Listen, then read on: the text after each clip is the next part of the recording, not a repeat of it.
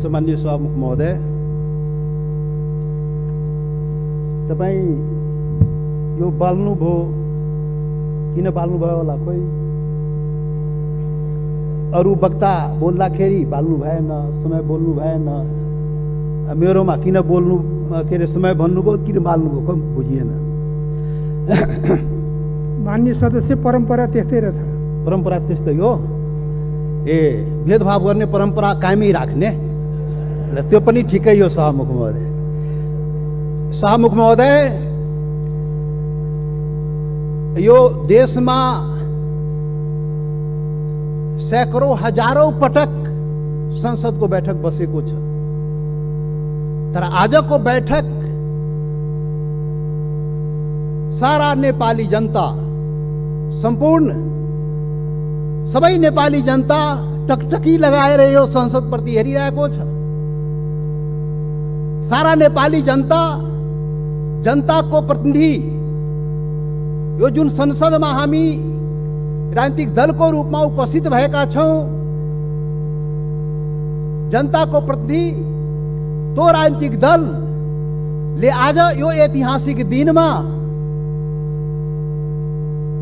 के भन्दैछ, के गर्दैछ, त्यो चाहिँ सबै सम्पूर्ण नेपाली जनताको जिज्ञासा र ध्यान चाहिँ आजको संसदको बैठकमा छ। सभामुख महोदय, त्यसैले यहाँ सञ्चार माध्यम पनि आजको बैठक ऐतिहासिक बैठक भनिरहेको थियो, र वास्तवमा भन्यो भने आजको बैठक वास्तवमा ऐतिहासिक बैठक नै हो। सभामुख महोदय, त्यसैले ऐतिहासिक बैठकको दिन अब के बत्ती बाल्ने, के समय निर्धारण गर्ने, बोल्ने मनमा भएको कुरा बोल्न दिनुपर्छ। सभामुख महोदय,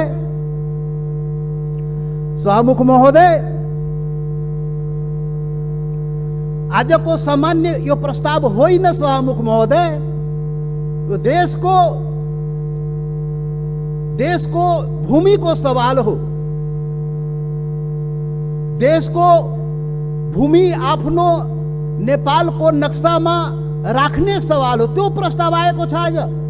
यो सामान्य प्रस्ताव होइन। सभामुख महोदय, सम्पूर्ण नेपाली जनताको ढुकढुकी त्यहाँ रहेको छ। सभामुख महोदय, भावना चाहिँ रहेको छ त्यहाँ। त्यो सम्बन्धमा बोल्दाखेरि जनताको प्रतिनिधिले आफ्नो कुरा राख्न सक्नुपर्छ। त्यसैले आज प्रतिबन्ध नलागियो। सभामुख महोदय, सभामुख महोदय, यहाँ आजको जुन सवाल हो, जुन प्रस्ताव हो, तो राष्ट्रियतासँग पनि जोडिएको सवाल हो, सम्पूर्ण नेपालीको भावनासँग पनि जोडिएको सवाल हो, देशको के भन्छ सार्वभौमिकता, देशको अखण्डतासँग पनि जोडिएको सवाल हो। र त्यही सवालको रूपमा आज यो चाहिँ नेपालको नक्सामा त्यो चाहिँ त्यो कालापानी, लिपु लेक र लिम्पुआधुरा लगायतका त्यो भूभाग नेपालको नक्सामा राख्ने प्रस्ताव यो संसदबाट स्वीकृत गराउन आइएको प्रस्ताव हो। सभामुख महोदय, त्यसैले आजको प्रस्ताव बडा महत्त्वपूर्ण प्रस्ताव हो नेपाली जनताको लागि। सभामुख महोदय, नेपाली जनता, आफ्नो सम्पूर्ण नेपाली जनता, हिमाल पहाड तराई मधेसका सबै नेपाली जनता आफ्नो देशप्रति, आफ्नो भूमिप्रति सजग छ, समर्पित छ, संवेदनशील छ। यो कुरा आज यो बैठकले देखाउन सक्नुपर्छ। आज यो कुरा हामीले आफ्नो कामबाट देखाउन सक्नुपर्छ। त्यो देखाउनुपर्छ, हामी देखाउला। सभामुख महोदय, यो गर्दाखेरि यहाँ अब के भनौं, विभिन्न आग्रह पूर्वाग्रहले पनि कुराहरू त सुनिन्छ। राष्ट्रियताको सवाल पनि एक लौटी रे, कसैको एक लौटी राष्ट्रियता रे। राष्ट्रियताको सवाल आउँदाखेरि त्यो मधेसीले राष्ट्रियताको कुरा गर्छ र गर्दैन नि। अरे राष्ट्रियता कसैको एक लौटी होइन, याद गर्नुहोस्। सभामुख महोदय, म सबैलाई आग्रह गर्न चाहन्छु, राष्ट्रियता भनेको सबैको, सम्पूर्ण नेपाली जनताको नेपाली राष्ट्रियता हो, कुनै एउटा वर्ग, एउटा जाति, एउटा समुदाय, एउटा क्षेत्रको राष्ट्रियता हुनै सक्दैन। यदि त्यस्तो राष्ट्रियता भयो भने त्यो पङ्गु राष्ट्रियता हो। त्यो राष्ट्रियता चाहिँ काम लाग्दैन। त्यो राष्ट्रिय एकतालाई सबल गर्न सक्दैन, बलियो पार्न सक्दैन शाहमुख महोदय। त्यसैले आजबाट राष्ट्रिय एकताको परिभाषा, राष्ट्रियताको परिभाषा र राष्ट्रवाद र राष्ट्रघातको परिभाषा ठिकसँग व्याख्या गरिनुपर्छ र बुझिनुपर्छ शाहमुख महोदय।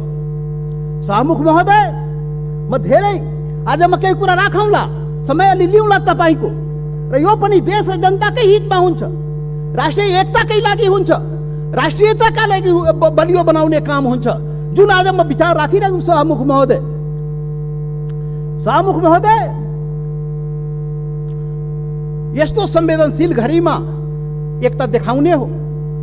नेपाली जनताले आफ्नो एकता नदेखाए आफ्नो सवालको लागि, आफ्नो भूमिको लागि त कसले देखाइदिने हो?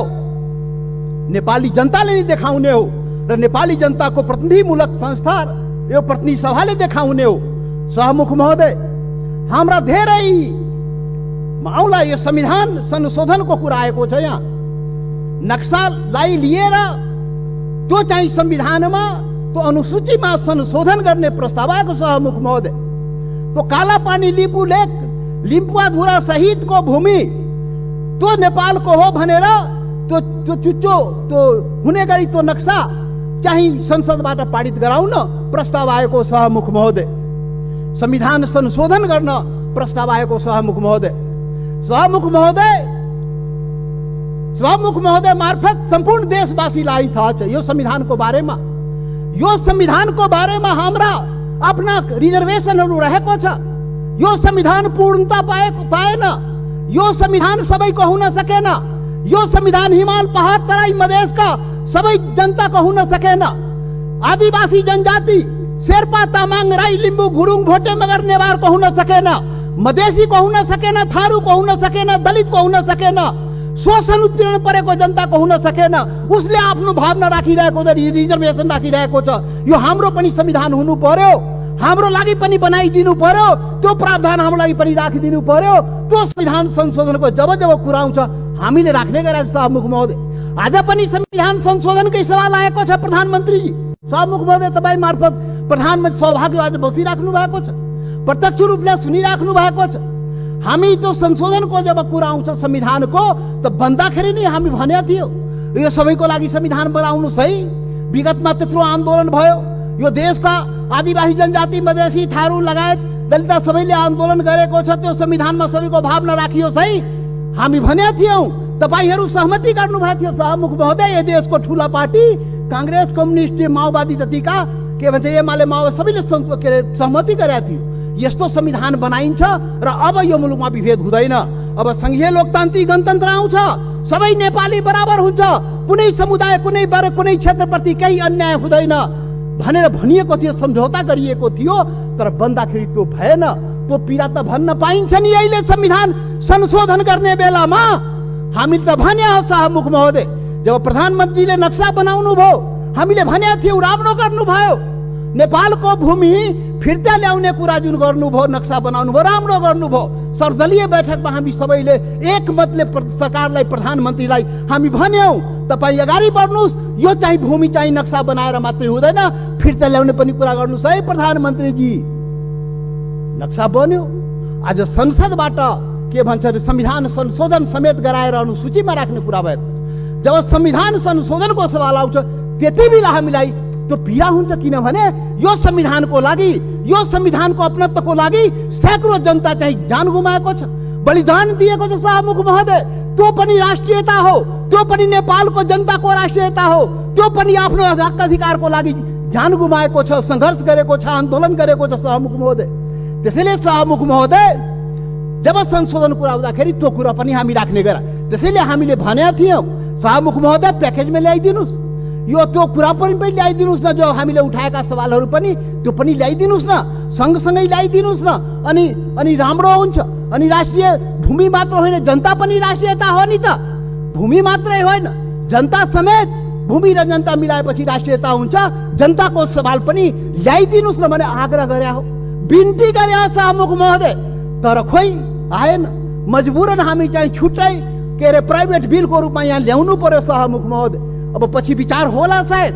अब यो 7औं संविधान सभामुख महोदय, 6वटा संविधान त नाश भयो मुलुकमा। 70 वर्षमा 7वटा संविधान, 6वटा संविधान यही कुकर्मले गर्दाखेरि, यही गतिविधिले गर्दाखेरि समाप्त भयो। जनताको माग अनुसार समय सापेक्ष संशोधन भएन भने संविधान जाँदो रहेछ।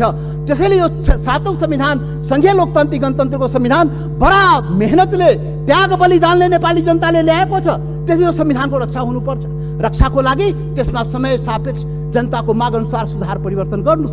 बाइबल कुरान गीता नबनाउनुस्। अब प्रधानमन्त्रीले उचित आवश्यकता भन्नुहुन्छ, खोइ अब कहिले उचित आवश्यकता हुने थाहै छैन।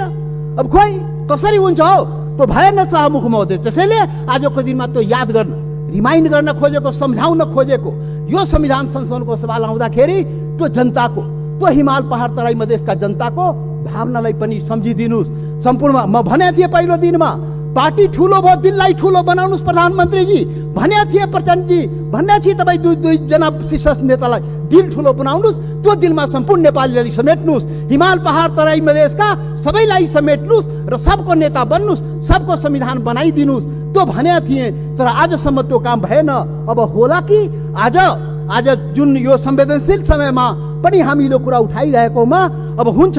त्यसैले सभामुख महोदय, सबै असन्तुष्टिका बावजुद हाम्रो पुरै असन्तुष्टि छ संविधान प्रति, हाम्रो अधिकार प्रति, पहिचान प्रति, यो देशको जनताको अधिकार र पहिचान प्रति, हिमाल पहाड तराई मधेसको जनताको अधिकार र पहिचान प्रति, उसको समानता र विभेद के विरुद्धमा यो विभिन्न कुराहरू, हाम्रा रिजर्भेसन छ, हाम्रा असन्तुष्टिहरू छ। तर पनि आज जब देशको सवाल उठेको छ, राष्ट्रियताको सवाल उठेको छ, हाम्रो भूमिको सवाल उठेको छ, यो अवस्थामा सबै असन्तुष्टिहरूलाई थाती राखी जनता समाजवादी पार्टीले यो प्रस्ताव, जुन यो नक्सा सम्बन्धी प्रस्ताव जुन आएको, त्यो प्रस्तावलाई जनता समाजवादी पार्टीले सहर्ष समर्थन गर्दछ। त्यसलाई हामी सर्वसम्मत रूपले समर्थन गरेका छौँ सभामुख महोदय। याद रहोस्, हाम्रा असन्तुष्टि हिमाल पहाड तराई मधेसका जनता, तो शेर्पा तामाङ राई लिम्बू गुरुङ भोटे मगर नेवार थारू मधेसी दलित, त्यो जनताको भावनालाई बुझिदिनुस्। यसरी देश चल्दैन त्यति मात्रै भन्ने हो सभामुख महोदय। यसरी देश नचलाउनुस्, यो सबैको देश हो। राष्ट्रियता भनेको सम्पूर्ण नेपालीको जनताको मनमा आफ्नो देशप्रति भावना छ र त्यही भावनाको यहाँ प्रतिबिम्बित यहाँ भएको छ। जति असन्तुष्टि भए पनि जब देशको सवाल आउँछ हामी एकजुट भएर उभिन्छौँ। आज हाम्रो बारेमा त अनुहार हेर्ने बित्तिकै मधेसी, यो त राष्ट्रघाती नै होला, यो त मधेसी, यो त विदेशी नै होला, यो त भारतीय नै हो भनेर कुण्ठाबाट भरिएका नस्लीय चिन्तन बोकेकाहरू आजदेखि त्यो हटाइदिऊ। नेपाली सीमाको रक्षा प्रत्येक मधेसी सेना भएर सीमाको रक्षा गरेको छ सभामुख महोदय। नेपालको सेना त्यहाँ बस्नु पर्दैन। मधेसी जनता त्यो सीमाको रक्षा गरेको छ, इमानदारीसँग गरेको छ। तपाईँ विभेद गरे पनि, तपाईँ अन्याय गरे पनि, सरकारले विभिन्न प्रकारले उसलाई पीडा पुर्याए पनि आफ्नो सीमाको रक्षाको लागि लडेको छ, मरेको छ। त्यसैले सभामुख महोदय, यहाँ अब यो जनता समाजवादी पार्टी, अब भर्खर हामी एकता प्रक्रियामा पुरा पनि भएको छ, निर्वाचन आयोगमा गएको छ, एक भइसकेर यो वैकल्पिक शक्ति निर्माणको लागि, राष्ट्रिय शक्ति निर्माणको लागि हामी प्रक्रियामा अगाडि बढिसक्यौँ सभामुख महोदय। अब अन्तमा सभामुख महोदय, अब तपाईँ लाइन त नकाट्नु होला, अब अन्तमा आइसके। सभामुख महोदय, एउटा कुरा देशवासी जान्न चाहन्छ, ल यो फेरि राष्ट्रघात यो देशमा हुने हो कि? यो राष्ट्रघाती को हो यो देशमा? पहिचान गर्नु पर्यो। यो राष्ट्रघाती हो को यो देशमा? देश बेचुवाहरू को हो? अरे देश बेचुवाको खोजी हुनुपर्ने नेपाली जनताले त्यो पनि खोजिरहेको छ। अरे त्यो त हाम्रो छँदै थियो नि, त्यो जमिन, त्यो काला पानी लिपु लेक लिम्बुवा धोरा सहितको नक्सा त नेपालको नक्सामा त थियो 58 वर्ष पहिले। अरे कुन देश बेचुवाले देश बेच्यो? श्वेत पत्र खोइ जारी गरेको? श्वेत पत्र जारी गर्नु पर्दैन? टुडी खेलमा राष्ट्रघातीलाई झुन्ड्याउनु पर्दैन ढाकछोप गर्ने। अरे सभामुख महोदय, महाकाली सन्धि हुँदाखेरि, अरे 25 वर्ष पहिले महाकाली सन्धि भएको थियो र यही संसदबाट पारित गराइएको थियो। त्यो महाकाली सन्धि कसरी भयो? अरे त्यसमै थियो नि महाकाली सन्धिमा लिपुले काला पानी लिम्बु अधुराको महाकालीको स्रोत, त्यो नदीको स्रोत मुहान कता, त्यो क्लियर भएको भए त हाम्रो जमिन मिचिन थियो र किन भएन? यही संसदबाट पारित गराइएको थियो। कसले पारित गरायो? कसले सम्झौता गर्यो? कसले पारित गरायो? म त सुनेको छु, त्यति बेला म सांसद थिइनँ। पार्टी पनि फोरेर पारित गराइयो भयो। अरे कस्तो राष्ट्रवादी काम गरे हो? महाकालीलाई संसदबाट पारित गराउँदाखेरि त्यो मुहानको चाहिँ, महाकालीको मुहानको चाहिँ पत्तो नलाउने र त्यसलाई चाहिँ संसदबाट पारित गर्ने। त्यसैले राष्ट्रघातीको पहिचान हुनुपर्छ सभामुख महोदय। सकी नै लाग्यो सभामुख महोदय, यो राष्ट्रवादी कुरा हो, यो खोखला राष्ट्रवादी कुरा होइन। यो राष्ट्रघातीलाई पर्दाफास गर्नुपर्छ नेपाली जनताको बीचमा। को राष्ट्रवादी हो यो देशमा? राष्ट्रघाती, मधेसीलाई राष्ट्रघाती भन्ने, मधेसीलाई राष्ट्रवादी नभन्ने। मधेसी जनता, यो देशको मधेसी जनतालाई त्यसरी औँला ठुर्याउने काम कसैले नगरोस् राष्ट्रवादको मामलामा। सभामुख महोदय, कतिचोटि अग्नि परीक्षा दिने हो, कतिचोटि प्रमाण दिने हो हामी? यस्तो अग्नि परीक्षा नलिनुहोस् सभामुख महोदय। सम्पूर्ण नेपाली जनतालाई आज म यो रोस्टमबाट आग्रह गर्न चाहन्छु, यस्तो अग्नि परीक्षा नलिनुहोस्। त्यो मधेसी जनता त्यो प्रति अन्याय नगर्नुहोस्, यो देशको आदिवासी जनजाति प्रति अन्याय नगर्नुहोस्, त्यो थारूमाथि अन्याय नगर्नुहोस्, त्यो दलितमाथि अन्याय नगर्नुहोस्। कुटी कुटी मारिदियो त दलितलाई। माननीय सदस्य, तपाईँ बोल्दै गर्दा थाहा भएन, मैले 7 मिनेट समय थपिसकेँ। सकिहाले भए 1-2 मिनट सकिहाल्छु। त्यसैले सभामुख महोदय, यति संवेदनशील समयमा पनि सभामुखले मलाई 2 चोटि टोकिसक्नुभयो। कसरी हुन्छ खोइ बुझ्न सकिएन। लकीरका फकीर। अब प्रधानमन्त्री बन्नुपर्छ समय किटान नहुनलाई। यहाँ प्रधानमन्त्री भएर उहाँ प्रचण्डजी र देउपाजी बोल्दाखेरि समय किटान नहुने, किनभने प्रधानमन्त्री रे। अब जनता समाजवादी पार्टी यो देशको प्रधानमन्त्री भएर अनि रोस्टमा आएपछि बल्ल त्यो समय पाउने भयो सभामुख महोदय। ठिक छ, त्यो पनि देखाउला, त्यो पनि नेपाली जनताले देखाउँछ। वेट गर्नुहोस्। अब राष्ट्रवादी राष्ट्रघातीको पहिचान पनि नेपाली जनताले गरेर त्यसलाई टुरी खेलमा झुन्ड्याउनु पर्यो, श्वेत जारी गर्नु पर्यो। प्रधानमन्त्रीजी, सरकारलाई हाम्रो आग्रह। त्यसैले अन्तमा अब सभामुख महोदय, अब हात जोडेर प्रधानमन्त्रीलाई के म प्रार्थना गरेको भने, यो कागजमा कोरेर नेपाली जनता पाउँदैन। त्यो जमिन चाहियो के, त्यो जग्गा चाहियो नेपाली जनतालाई, भूमि चाहियो। यो चाहिँ समय, यो लोड सेडिङ जस्तै बत्ती आए जस्तै नक्साबाट उडाइदिने, फेरि राखिदिने, अनि कुर्सी बचाउनलाई राख्या हो कि के हो त्यो पनि मान्छेले भन्छ। के हो अब के हो? त्यसैले सभामुख महोदय, त्यो जमिन फिर्ता ल्याइदिनु पर्यो। प्रधानमन्त्रीजी, सरकारले वार्ता गरेर फेरि वार्ता हेर्नु सभामुख महोदय। यो बडा संवेदनशील कुरा म भन्दैछु। नेपाल भारतको सम्बन्ध सिंहदरबार र दिल्ली दरबारले बनाएको होइन, याद गर्नु होला। यो देशको प्रधानमन्त्री केपी ओली र मोदी, नरेन्द्र मोदीले बनाएको सम्बन्ध होइन। यो दुई देशको जनताको बीच बनेको सम्बन्ध, हजारौं वर्षदेखि बनेको सम्बन्धको कडी हो। त्यो हर प्रकारको सम्बन्ध जनताको बीचमा छ, खुला सीमा छ। करोडौं जनता जो तपाईँको जनता, मधेसको जनता हो, त्यो त्यसको उपभोग गरिरहेको छ। ऊ आफ्नो दाल नुन चिनी कसरी आउने हो, दवादारको त्यो आफ्नै स्तरबाट त्यहाँबाट ल्याउँदो रहेछ। नेपाल सरकारलाई थाहा नभए, मतलब नभए पनि चलिरहेको छ। त्यो सम्बन्ध हो, विशेष सम्बन्ध हो। त्यसैले वार्ता राम्रोसँग गर्नुहोस् र भूमि फिर्ता ल्याउनुहोस्, वार्ताको माहौल बनाउनुहोस्, वातावरण बनाउनुहोस्। यहाँ संसदमा उल्टा पल्टा कुरा गरेर सम्बन्ध के छ माहौल बिगारेर त चाहिँ अलि अप्ठ्यारो भइजान्छ सभामुख महोदय। त्यसैले त्यो चाहिँ वार्ताको माहौल बनाएर हामीलाई जग्गा फिर्ता चाहियो, नेपाली जनतालाई के अरे यो जग्गा फिर्ता चाहियो। त्यसैले अब जनताले के भन्छ भने, यो कोरोनाको अवसरमा जनताको जीवन रक्षा नगर्ने सरकारले हाम्रो भूमिको रक्षा गरिदिन्छ भने जनताले भनिरहेको छ। त्यो चुनौती तपाईको अगाडि छ। जनताको जीवनको रक्षा पनि गर्नुपर्छ, हाम्रो भूमिको रक्षा पनि गर्नुपर्छ। धन्यवाद।